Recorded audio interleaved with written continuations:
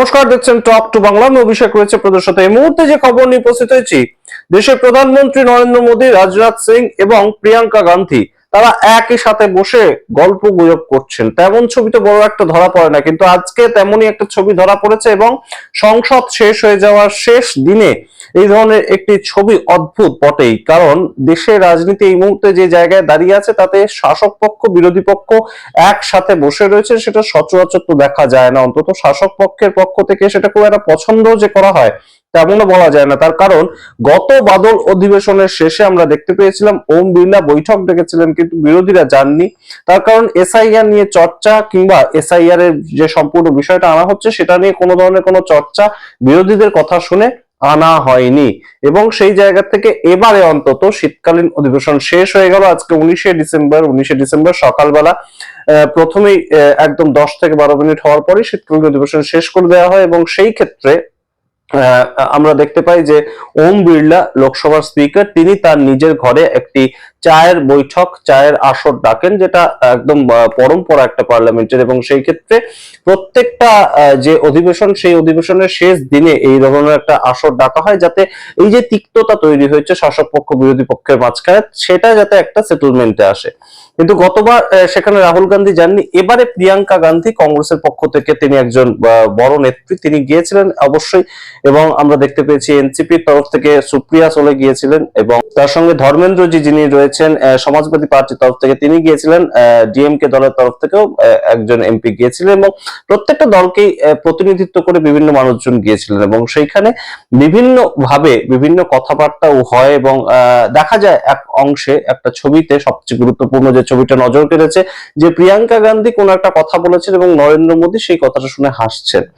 এই ক্ষেত্রে বিভিন্ন পর্যবেক্ষণ সারা দেশ থেকে উঠে আসছে যে প্রিয়াঙ্কা গান্ধী তিনি একজন কংগ্রেসের এমন নেত্রী হয়ে উঠছেন ধীরে ধীরে, যে তিনি হিন্দি ভাষাটায় অত্যন্ত দক্ষ এবং হিন্দি ভাষাটা তিনি রাহুল গান্ধীর চেয়ে বেটার বলেন। এটা অস্বীকার করার কোনো জায়গা নেই। রাহুল গান্ধী যখনই বক্তব্য রাখেন তার ইংলিশটা খুব ফ্লুয়েন্টলি চলে আসে সবার আগে, কিন্তু প্রিয়াঙ্কা গান্ধী যেহেতু ভারতবর্ষের রাজনীতি করছেন, সেহেতু তার হিন্দি বলাটা খুব জরুরি। ইংলিশ বলার থেকেও হিন্দি বলাটা জরুরি। সাধারণ মানুষের পৌঁছানো, সাধারণ মানুষ যাতে বুঝতে পারেন তার ভাষাটা, সেটা খুব জরুরি এবং সেই জায়গাটা প্রিয়াঙ্কা গান্ধী ভালো করতে পারেন। জনসংযোগের যে জায়গাটা, অবশ্যই সেটাও রাহুল গান্ধীর থেকে প্রিয়াঙ্কা গান্ধীর বেটার, সেরকমই কিন্তু মানুষের মতামত। এবং রাহুল গান্ধী বিভিন্ন সময় আমরা দেখতে পেয়েছি যে একটা আড়ষ্টতা মেনটেন করেন দেশের প্রধানমন্ত্রী বা শাসক পক্ষের সঙ্গে। প্রিয়াঙ্কা গান্ধী গতকালকের আপনাদের একটা ছোট্ট ভিডিও দেখাবো, একটা ছোট্ট ক্লিপিং, যেখানে তিনি একদম সরাসরি সংসদের অভ্যন্তরে দাঁড়িয়ে একজন সাংসদের জায়গা থেকে তিনি বলছেন যে সড়ক মন্ত্রী নীতিন গাডকারি, আপনি আমাকে একটা অ্যাপয়েন্টমেন্ট অন্তত দিন এবং অ্যাপয়েন্টমেন্ট দিন যাতে আমি আমার যে সাংসদ ক্ষেত্র সেখানকার ডেভেলপমেন্টের জন্য কোনো কথা আপনাকে বলতে পারি। সেখানে একটা রাস্তা খুব জরুরি দরকার, আমি জুন থেকে একটা অ্যাপয়েন্টমেন্ট আপনার চাইছি। এবং তাৎক্ষণিকভাবে একদম উঠে দাঁড়িয়ে নীতিন গাডকারি বলেন যে আমার দপ্তরে আপনি এক্ষুনি চলে আসুন, সংসদ শেষ হওয়ার পর আমার দপ্তরে আসার জন্য অ্যাপয়েন্টমেন্ট দরকার নেই। এবং আমরা দেখতে পাই শেষ পর্যন্ত প্রিয়াঙ্কা গান্ধী যান সেখানে। প্রিয়াঙ্কা গান্ধী গিয়ে তার সাংসদ ক্ষেত্র সেটা নিয়ে কোনো কথাবার্তা বলেন। May I also request you to grant me an appointment? I've been asking since June to talk about my constituency, sir. কিন্তু মূল যে জায়গাটা, প্রিয়াঙ্কা গান্ধী আজকে গিয়েছিলেন এবং প্রিয়াঙ্কা গান্ধী যাওয়ার পরবর্তীতে সেখানে কি কথাবার্তা হয় আমরা জানি না। খুব গুরুত্বপূর্ণ যে ফ্যাক্টরটা এখানে উঠে আসছে, আমরা শুধুমাত্র যে বিশ্লেষণ করতে বসে সমালোচনা করব ভারতীয় জনতা পার্টির দ্বারা পরিচালিত সরকারের, সেটা তো হতে পারে না। তার সঙ্গে আরেকটা বিষয় কিন্তু অবশ্যই আমাদের এই মুহূর্তে মাথায় রাখতে হবে, কংগ্রেস যেভাবে বিরোধিতা করছে বা বিরোধীরা সামগ্রিকভাবে যেভাবে বিরোধিতা করছে, সেটা কি খুব একটা সঠিক জায়গায় রয়েছে? তার কারণ দেশের বন্দে মাতরম তার 150 বছর পূর্তি নিয়ে সরকার পক্ষ তারা একটা দিন, গোটা দিন 10 ঘন্টা আলাপ আলোচনা সেটা নিয়ে করতে পারে, বিরোধীরা তাতে অংশগ্রহণ করে। পরবর্তীতে এসআইআর নিয়ে আলোচনা করতে পারে, তার এবড়ো খেবড়ো উত্তর দিয়ে শাসক পক্ষ বেরিয়ে যেতে পারে। কিন্তু সবচেয়ে গুরুত্বপূর্ণ বিষয় এবারে যদি কোনো কিছু থেকে থাকে, বহু গুরুত্বপূর্ণ বিষয় ছিল, দিল্লির বম ব্লাস্ট যেটা হলো সেটা নিয়ে কোনো আলোচনা হলো না। অন্যান্য দিকে ট্যারিফ কেন আমেরিকা চাপিয়ে দিল সেটা নিয়ে কোনো আলোচনা হলো না। বিভিন্ন কিছু ইস্যু ছিল, কিন্তু সবচেয়ে গুরুত্বপূর্ণ একটা ইস্যু ছিল, রাহুল গান্ধী একদিন যেটা তুলেও ছিলেন সংসদের অভ্যন্তরে, যে বায়ু দূষণ।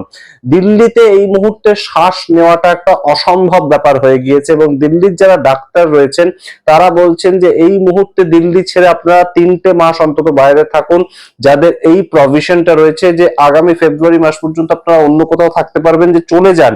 না হলে এই মুহূর্তে দিল্লির হসপিটাল একটার পর একটা হসপিটাল সম্পূর্ণ দূষিত বায়ু এবং সেই ফুসফুসে সংক্রমণ নিয়ে মানুষজন ভর্তি হচ্ছেন এবং এখানে যে দূষণটা এতটাই পরিমাণে বৃদ্ধি পেয়েছে সেখানে অক্সিজেনের পর্যন্ত অভাব চলছে।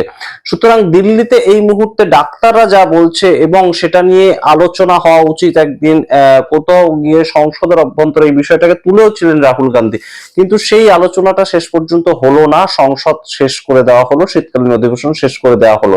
কিরেন রিজিজু তাতে রাজিও হয়েছিলেন, কিন্তু কোনো মতেই সেটা নিয়ে কেন আলোচনা করা গেল না। তারা লোকসভায় যে বিলটা এনেছিলেন মনরেগাকে পরিবর্তন করে জি বিল, সেটাও তো পাশ করিয়ে নেওয়া হয়ে গিয়েছে। সাধারণ মানুষের যেটা দাবি ছিল, বেশ কিছু মায়েরা গিয়ে রাহুল গান্ধীর সঙ্গে দেখা করে যে দাবিটা জানিয়েছিলেন যে আমাদের অসুবিধা হচ্ছে দিল্লিতে শ্বাস নিতে, সেটা নিয়ে কেন সংসদের শেষ দিন অন্তত বেশ কিছুক্ষণ সময় তো ছিল, সংসদ শেষ হওয়ার সময় অফিসিয়ালি সন্ধ্যে 7টা, তাহলে সন্ধ্যে 7টা পর্যন্ত তো সময় ছিল, তাহলে কেন হঠাৎ করে সকাল বেলায় সংসদ শেষ করে দিয়ে একটা চায়ের আড্ডা বসে গেল? এই ক্ষেত্রে কি কোথাও গিয়ে বিরোধীদের বিরোধিতা করার জায়গাটা একটু পিছিয়ে এলো না? আজকে তো তারা উত্তাল করে দিতে পারতেন যে বায়ু দূষণ নিয়ে আলোচনা করুন, আপনারা মনরেগা অ্যাক্ট সেটাকেও বদলে দিলেন, সেটাও সম্পূর্ণ একটা নতুন অ্যামেন্ডমেন্ট হয়ে গেল। কিন্তু এই যে এই মুহূর্তটা মানুষের জন্য আমরা কথা বলি সবাই মিলে, এইটা তো শেষ দিনে বিরোধীদের একটা বক্তব্য থাকতে পারতো। সেটা না করে বিরোধীরা গিয়ে চায়ের আসরে মজলিস করে বসলেন এবং কোথাও গিয়ে কিন্তু এই মুহূর্তে সাধারণ মানুষকে যে আবারও ভুগতে হচ্ছে, রাজনীতিবিদ তারা যে শেষ পর্যন্ত খুব একটা এই বিষয়গুলো নিয়ে চিন্তিত নয়। তারা তাদের বিভিন্ন পলিটিক্স সেগুলোকে মানুষের সামনে যেভাবে প্রেজেন্ট করে, মানুষ শুধু সেগুলো নিয়ে মেতে থাকে। এইটাই কি আবার একবার প্রমাণিত হলো না? নাহলে আজকে কোথাও যখন সংসদ চলা একটা প্রভিশন আছে, সংসদের শেষ দিন আজকে 19শে ডিসেম্বর, সেটা ঠিক করা হয়েছে সেই দিনই শেষ হবে, কিন্তু শেষ দিনটাতে তো অন্তত বায়ু দূষণ নিয়ে একটা আলোচনা হতে পারতো, কিছু পরামর্শ তো বেরিয়ে আসতে পারতো। ডেফিনেটলি একটা বিষয় যদি প্রস্তাবিত হতো যে আমরা শেষ দিনে এটাকে নিয়ে আলোচনা করব, তাহলে বহু এমপি তারা বিরোধী পক্ষের তরফ থেকে কিংবা শাসক দলের পক্ষ থেকে তারা তৈরি হয়ে আসতেন, তারা হয়তো সলিউশন দিতেন। এই যে প্রবলেমটা হয়েছে তাতে তো কারোর কোনো দোষ ঢাকার জায়গা নেই, তার কারণ এখনো পর্যন্ত প্রত্যেকটা নিউজ চ্যানেলে একই রকম ভাবে জানানো হচ্ছে যে এই মুহূর্তে দিল্লির যে দিল্লির একিউআই লেভেল সেটা 700, কোনোদিন 800 এবং ম্যাক্সিমাম দিন 400 থেকে 450 ছাড়িয়ে যাচ্ছে। এবং যে প্রশ্নটা উঠে আসে, এক্ষেত্রে বিরোধীরাও কি তাহলে বিরোধীদের জায়গা থেকে ফেল করলো কোথাও গিয়ে? সংসদের অভ্যন্তরে বিভিন্ন বিষয় নিয়ে আলোচনা হলো, কিন্তু শীতকালীন অধিবেশনে বায়ু দূষণ নিয়ে একটা দিন কেন খরচা করা গেল না? যেখানে শেষ দিনটা কোনো আলোচনাই হলো না, কোনো ধরনের কোনো বার্তালাপই হলো না, কোনো সংসদের কাজই হলো না, সেখানে কেন বায়ু দূষণটা স্থান পেল না? এই প্রশ্ন ওঠে। যদিও একটা পারস্পরিক মেলবন্ধন থাকা, সেটা কখনোই আমরা বিরোধিতা করতে পারি না। রাজনৈতিক দলগুলোর মধ্যে পারস্পরিক মেলবন্ধন থাকুক, রাজনৈতিক নেতাদের মধ্যে পারস্পরিক মেলবন্ধন থাকুক, তবে দেশের মানুষের জন্য বিরোধীরা যখন দেশের 60% বিরোধীদেরকে ভোট দেওয়া হয়েছে, দেশের মানুষ যা ভোট দিয়েছেন 2024-এর লোকসভা নির্বাচনে, সেটা দেশের 60% মানুষ বিরোধীদেরকে চুজ করেছে।